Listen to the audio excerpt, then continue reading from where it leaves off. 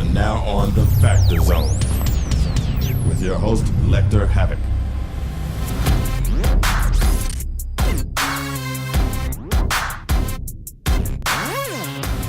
Hello, ladies and gentlemen. I'm Lecter Havoc.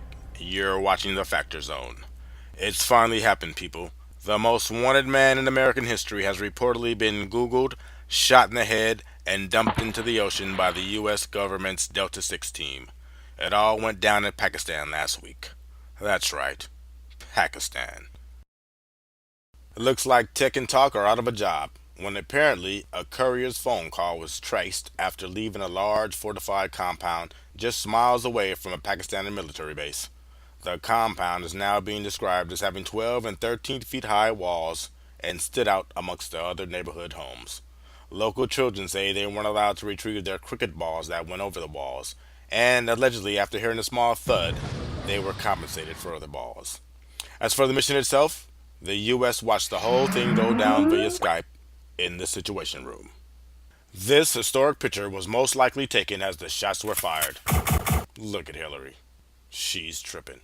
Maybe even threw up in her mouth a little bit. So now the questions begin. How long was he there? Why didn't anyone know? Did anyone know? What did the military learn? And of course, all of this will be classified information. Americans celebrated across the country and in front of the White House.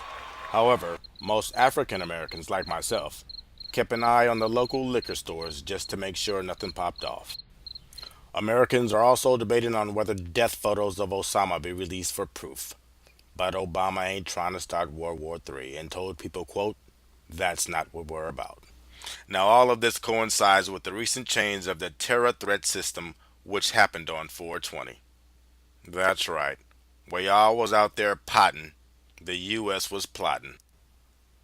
The updated system, which was placed in weeks before Osama bin Laden was announced dead, consists of just two warning levels: elevated and imminent. Personally, I think the powers that be finally realize that the gays have got the rainbow on lock, and rainbows and terrorism don't go together.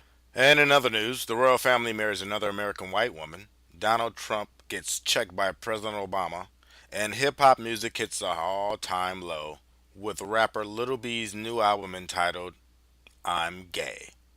A sad turn of events. Stay tuned. We'll be back with these stories and more right after these messages. You are now on the Factor Zone with your host, Lecter Havoc.